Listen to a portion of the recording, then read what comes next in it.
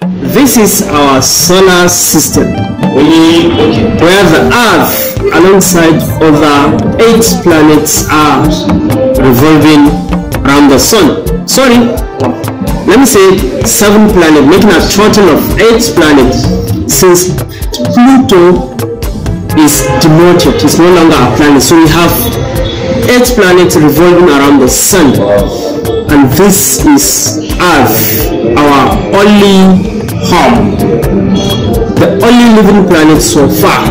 No other planet contains life other than Earth so far. And as the planets revolve around the Sun, so the Sun revolves around the galactic center of the Milky Way galaxy. And this is the Milky Way galaxy, containing billions of stars. Sun is just one of them.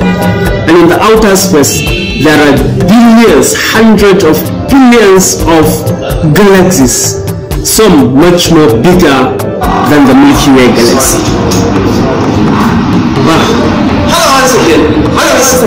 My name is Las the Muslim, and today I'm going to make a video concerning how Perseverance rover landed on Mars. But before that, we need to understand our solar system that is part of the Milky Way galaxy.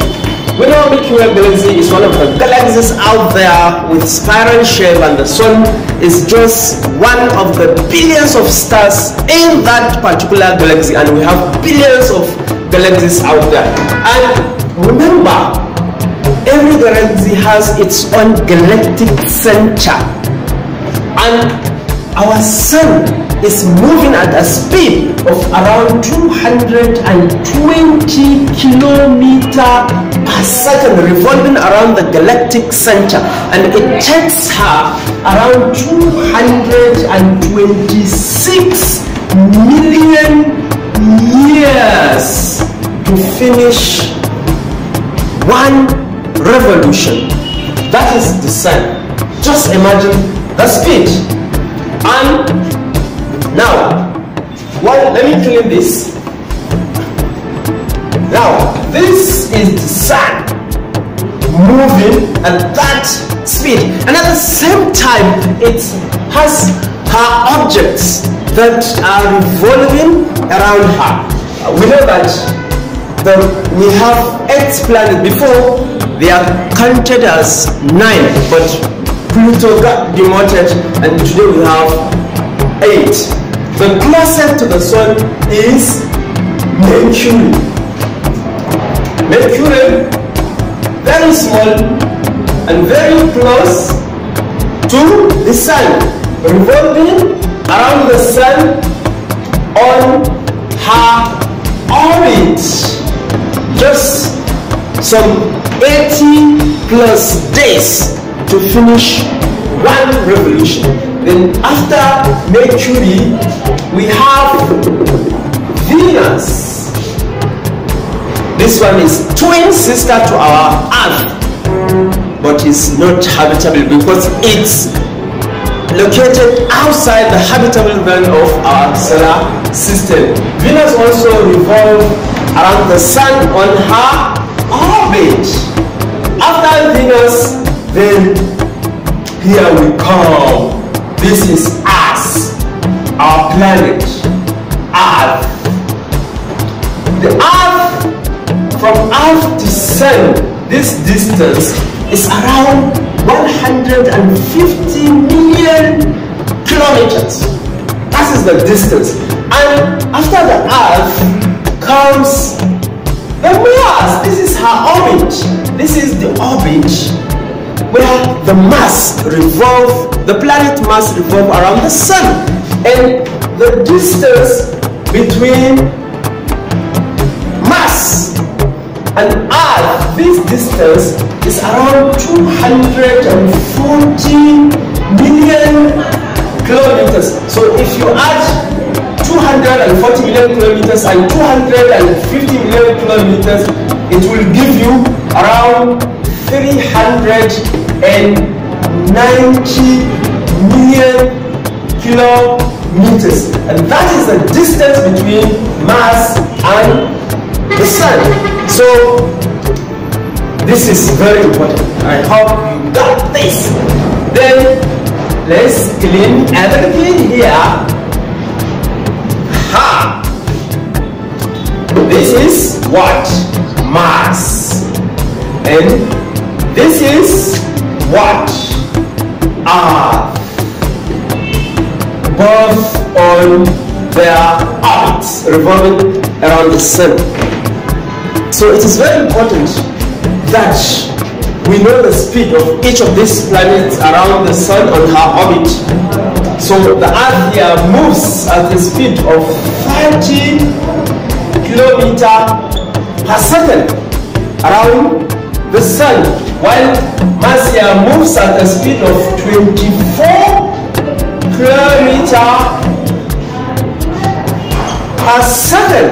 So Earth is a little bit faster than Mars, but because of the distance in Earth here, to finish one revolution, it takes Earth 365.25 days. That means 365.25 days is 1 year on Earth. So on Mars here, just a year on Earth times 2 minus some few days makes a year on Mars, meaning it's finished revolution in days, almost double on how the Earth finishes her revolution.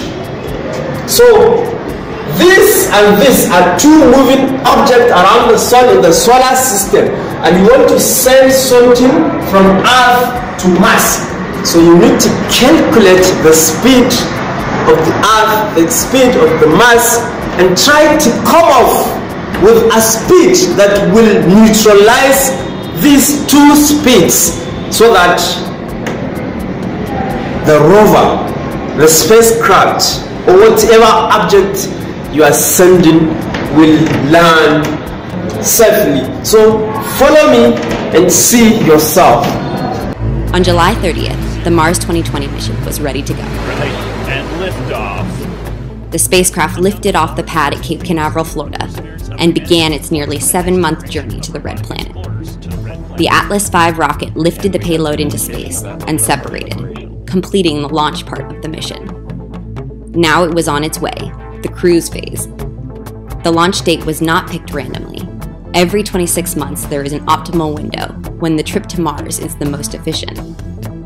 What we see here is the transfer orbit, a planned path between two moving objects, Earth and Mars. The spacecraft is traveling at about 50,000 miles per hour, or over 80,000 kilometers per hour. Because we know the exact distance, trajectory, and speed, we already know that we will land on Mars on February 18th. As we get closer to Mars, the cruise phase ends and the approach phase begins. On February 18th, we will begin entry, descent, and landing. Every part of this is autonomous. No human is controlling the landing. First, we jettison the cruise stage, which we brought all the way to Mars but don't need anymore. Now our craft looks more like the capsules that return to Earth. And even though the atmosphere is thinner on Mars, entry is still hot and dangerous. The capsule has to turn to an entry attitude, turning the heat shield to enter the atmosphere safely. Once we're inside the atmosphere, the goal is to slow down, which isn't easy in a thin atmosphere. Automated programming prepares for the jettison of the heat shield. Then the parachute is deployed. This slows things down a lot more. The heat shield is released. The surface of Mars is approaching quickly. Then the back shell and parachute is jettisoned, and retro rockets fire. Our descent has now slowed to a manageable speed. The camera searches for the correct place to touch down. Once ready, the sky crane activates, lowering the rover to the ground. Once sensors indicate that the rover is safely on the surface, the descent stage separates and does a flyaway, crash landing far away from the rover. And here we are on Mars.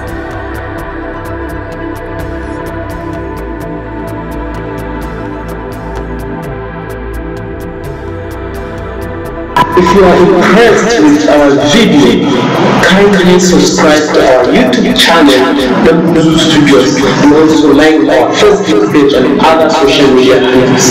Thank you.